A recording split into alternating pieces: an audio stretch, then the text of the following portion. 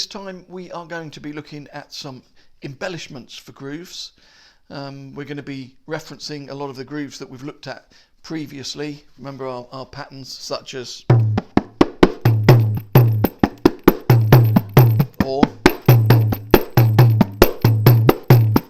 any of these grooves. We're using those as a base to add embellishments on. We're going to be looking at a variety of these embellishments in 4 and in 6.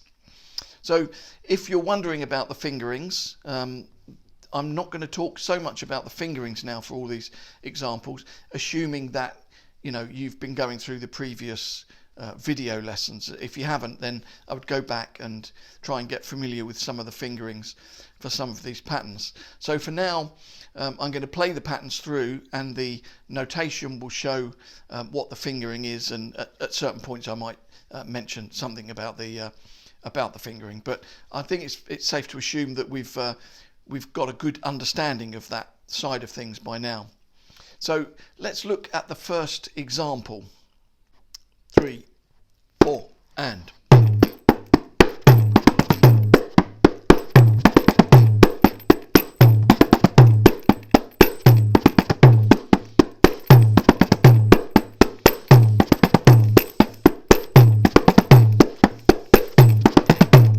Now all these are embellishments that are very typical, that a lot of Kanjira players would play and would kind of populate and decorate their rhythm work with, their general rhythm work with. So up to tempo a little bit with that. 4 and.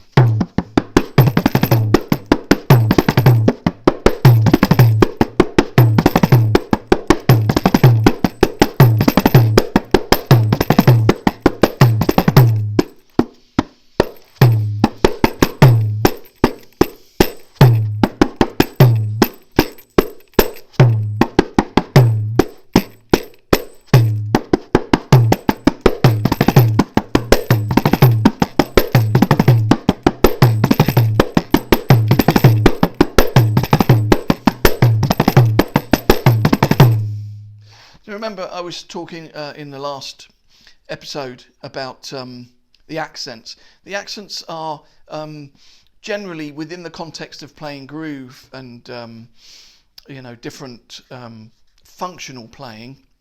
The accents are quite understated. It's only on particular phrases and particular things that you want to really add that sharp accent that you do get that much louder accent. So obviously bearing in mind you're playing a groove, so you don't want to be sort of having too many angular moments in that groove unless it's absolutely intentional. So let's go on to the next example. 3, 4 and.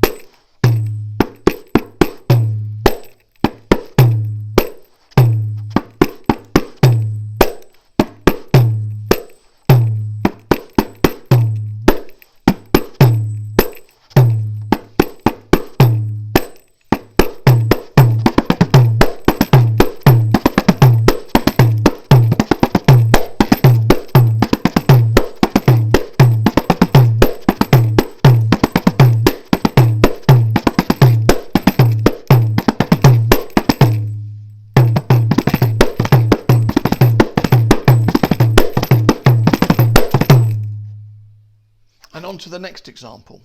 3, 4 and.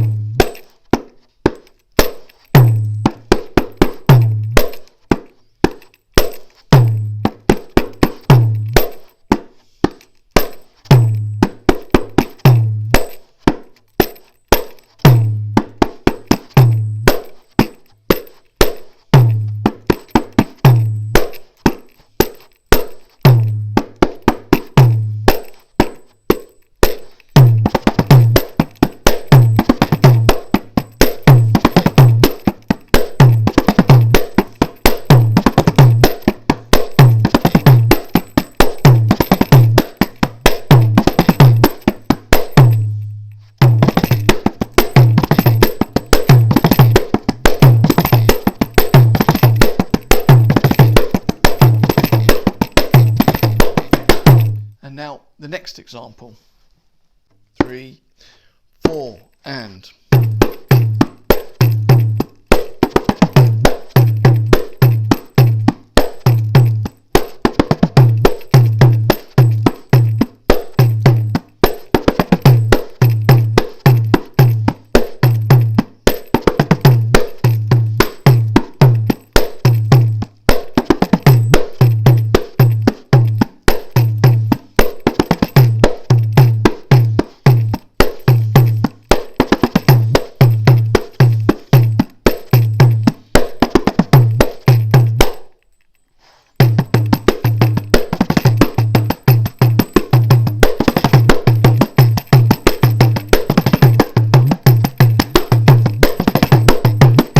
Notice that I'm not doing a lot of glissando or pitch bend at the moment with these rhythms, and that's intentional. I'm actually going to go on a little bit later in this lesson and talk a little bit about some simple glissando techniques.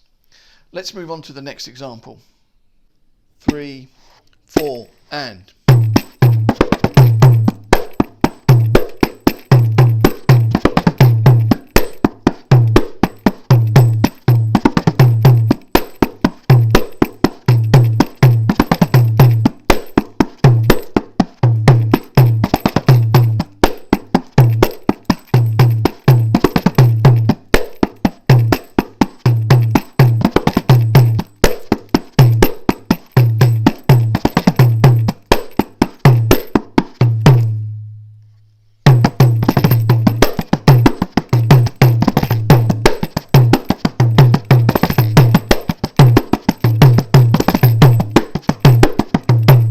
And now let's move on to the next example. 3, 4, and.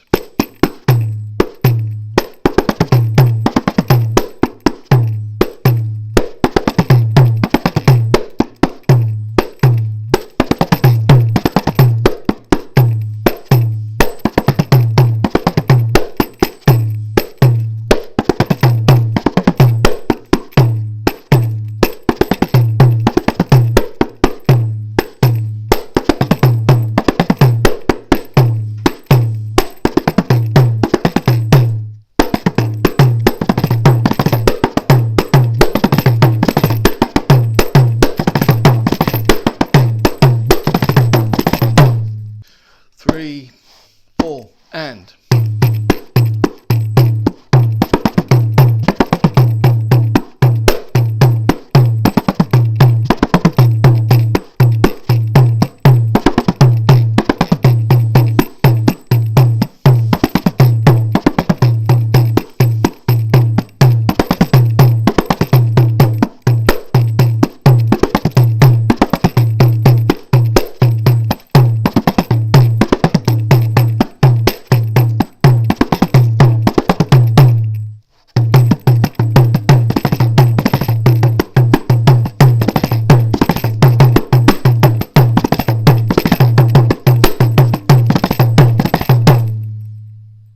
Now, for the next example, we're going into more of a 6/8 or triplet fill.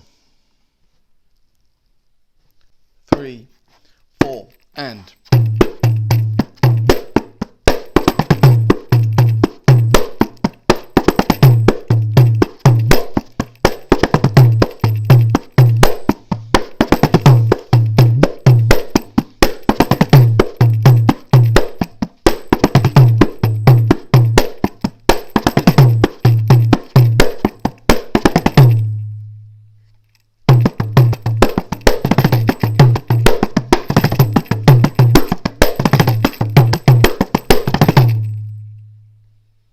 And now for the next example.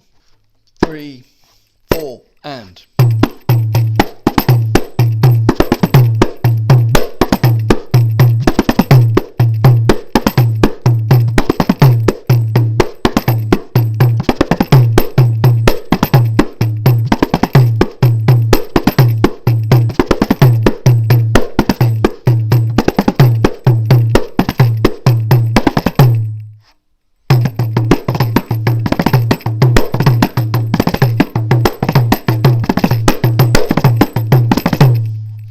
So these are really good exercises to work through. there's lots and lots of variations, lots of different things, lots of different ways you can apply this rhythmically. And you know, slow tempo or a fast tempo, you know, these exercises really do work incredibly well. Let's look at the next example. 3, 4, and.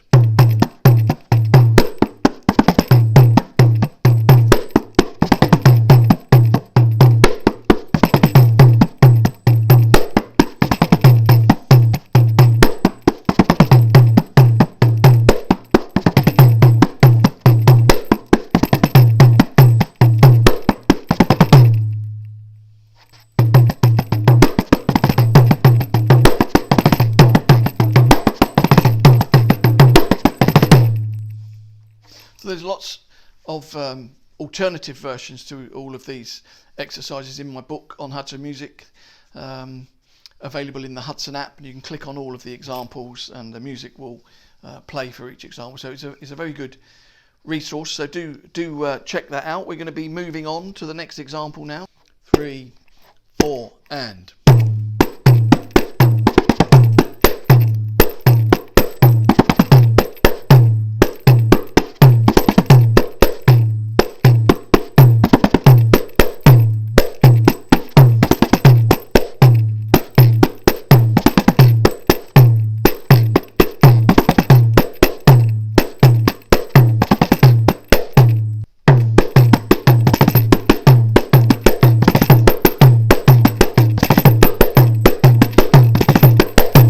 Just one more example in the 6 feel, and then we're going to move on to some glissando.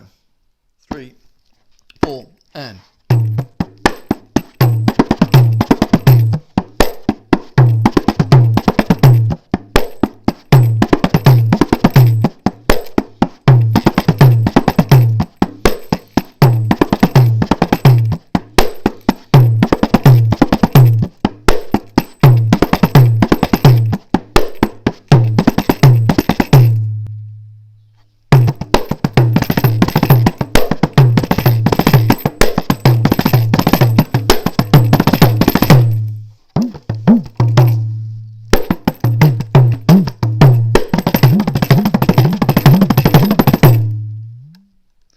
So glissando is not really something that would ever be taught.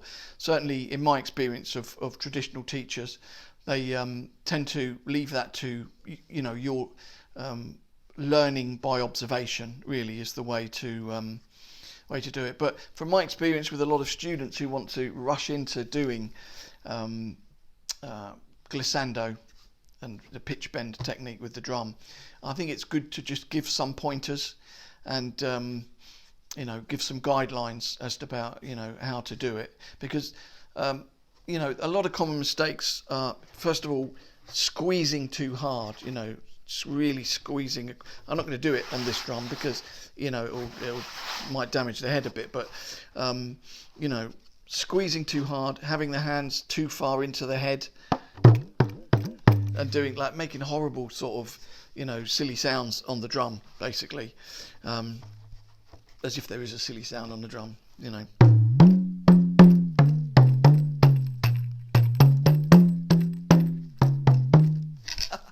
Anyway, so obviously, you know, we've been through the holding technique of the drum with the thumb inside, just to clear up this fact that the thumb doesn't touch the head inside the drum at all, ever, with the Kanjira, unlike Pandeiro, where the fingers come and pitch bend the head from inside the drum.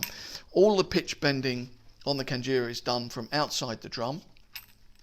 The fingers are really right on the edge. You can see, I mean, if you're not familiar with the holding position, then you need to go back to the first video where that's covered in detail about all the angles that the drum can fall at, and you know, as you're going through all of these lessons, it's important to go back to that information anyway and remind yourself of exactly how the drum is held, what the position is for your arms, and all of the ergonomics involved in sorting out exactly how you are playing and holding the instrument.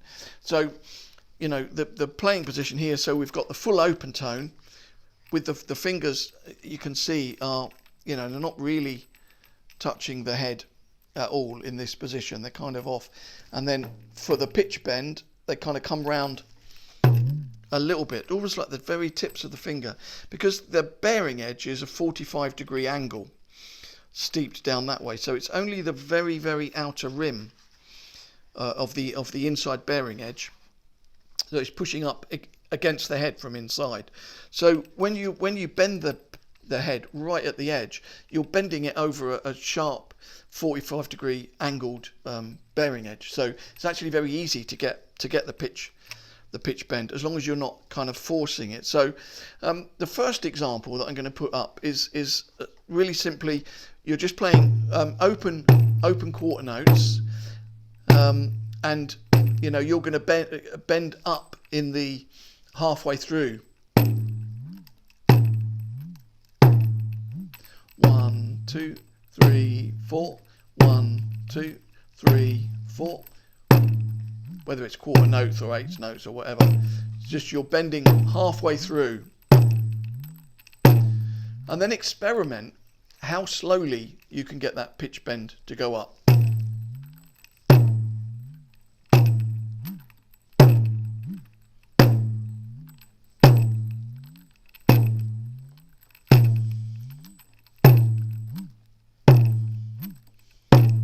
Obviously the head is resonating and you're choosing when to bend the pitch up.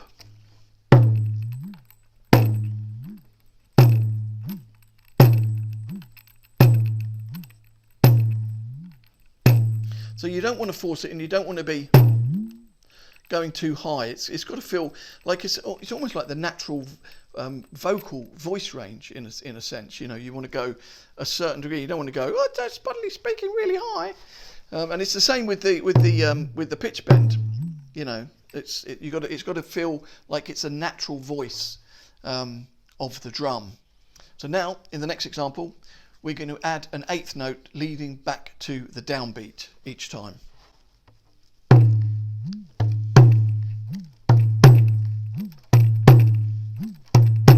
So you notice I've hit on the first quarter note. Second quarter note is been ended the pitch bend at the beginning of the second quarter note, and then I've released for the eighth note.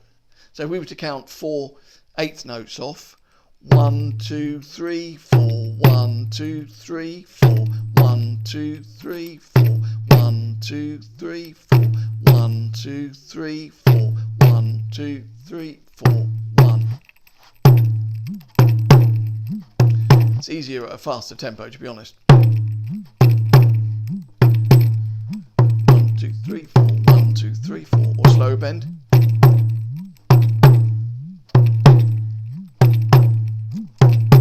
Remember I was saying earlier, you can bend up really sharply or slowly. So, yeah, it's very similar to thinking about hi-hat, to be honest. Okay, so the next example is more like a dotted version of the same thing.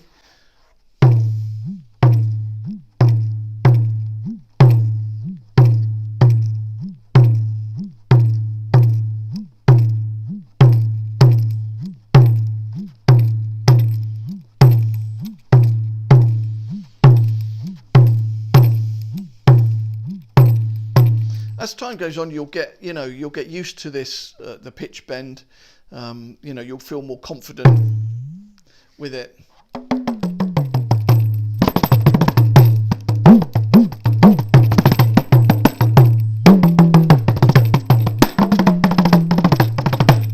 And you kind of get into a few more ideas with it. So the next example, for this we're going to interchange the pitch bend up and a close stroke with the 3 fingers. So for the first pattern, first part of the pattern, we've got hit, up, gitta, taka.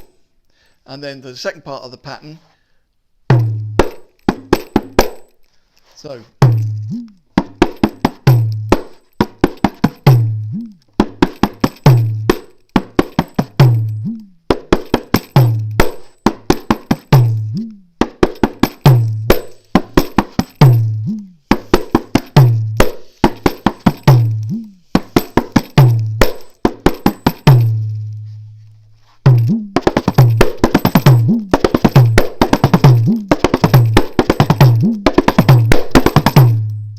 example is a similar approach with a slightly different pattern. 3, 4, and.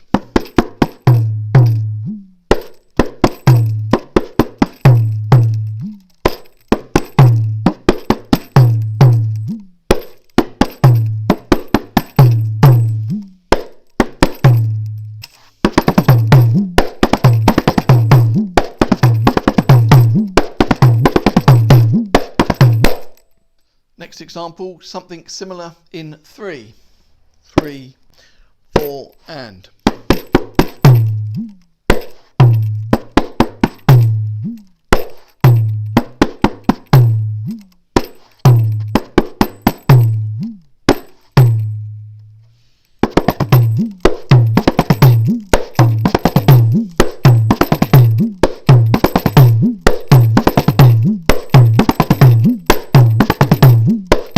When and where these pitch bends happen is very much down to the sort of lyrical intent of the performer, so it's not something that you could specifically quantify. I'm just looking at some simple ways to communicate how some of these pitch bend devices are used. So far we've been looking at pitch bend happening in the gaps, so you've got a note that you then bend and then something happens after that, but a lot of the pitch bend happens by pitch bending and striking at the same time.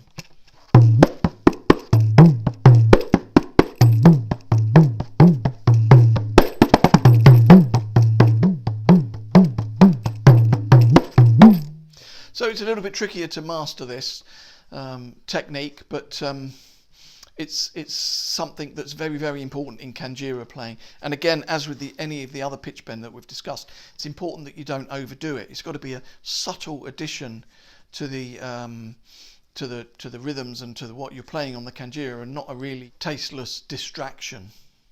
So let's go back to our original groove from a couple of lessons ago of the very common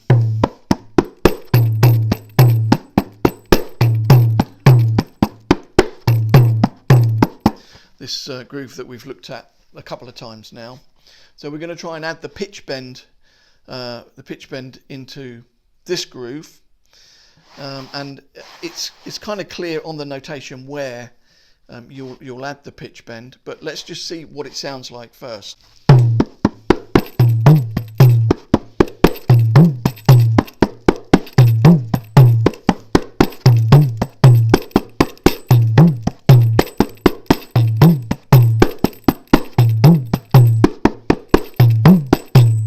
So you'll notice when I'm playing that, I'm just pitch bending the last open note. That's just played open.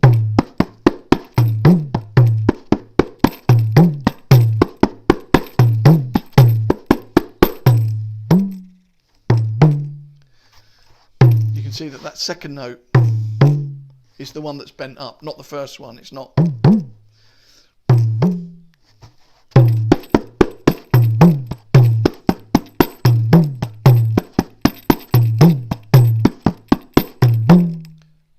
At the same time, not too much. As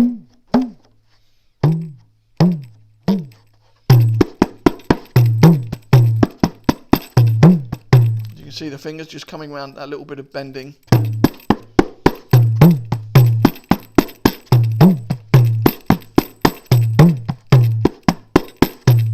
Now, on the notation that you're going to see on the screen now,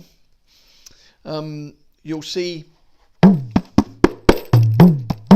I've indicated a pitch bend on the first note as well.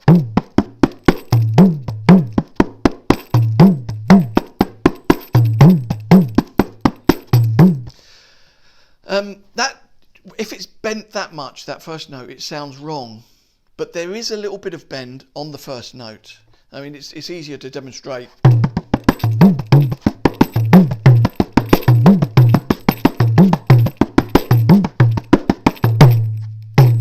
That's the open note.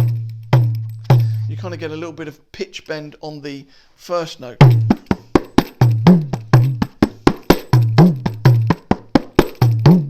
You see, it's not a totally open note. It's almost like pitch bend that you've not pushed all the way. See, that's the tone you've got. That's the open tone. It's kind of hard to demonstrate this like in this way, but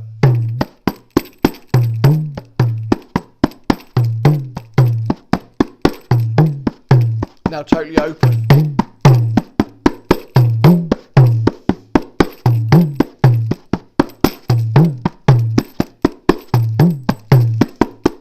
So it's a matter of just finding how much very, very subtle pitch bend you put on that first note, but it's perfectly fine to just leave it open as well. So it's really down to your choice. Now, bear in mind with a lot of these rhythms, you're not really going to be playing the same thing round and round again. Really, what we're doing here is really closely linked to what we did earlier in this lesson with the embellishments and the different movements of the bass drum through the groove, because a Kanjira player is going to be moving between lots and lots of different patterns and embellishments, and they're not really going to stay on that one groove in that way for very long. They're going to manipulate it and change it and decorate it and do different things. So you know, spend some time looking at that and try and cross-reference that with what we looked at earlier. So one final exercise, just to try and get used to this pitch bend situation. We're just going to play actually the first thing we learnt in all of our lessons, which is open, closed, closed, closed. So 1, 3, 1, 3. We're going to do that around in a cycle, and the first one will be open. The first of the open notes will be open, and the second one will be pushed at the same time. So you'll have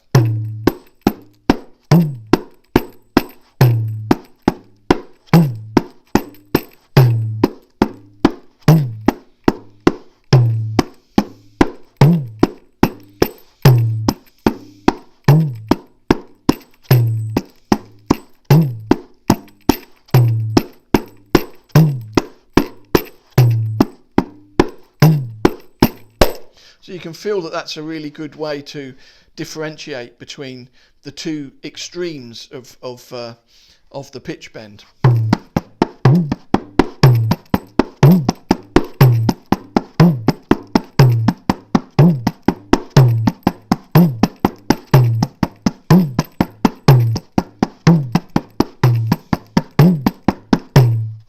And then you can just work that up and try and get that a little bit faster.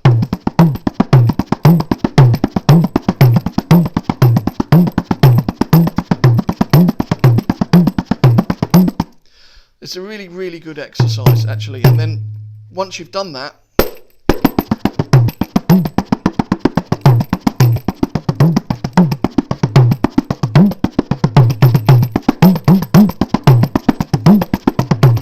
you can just improvise.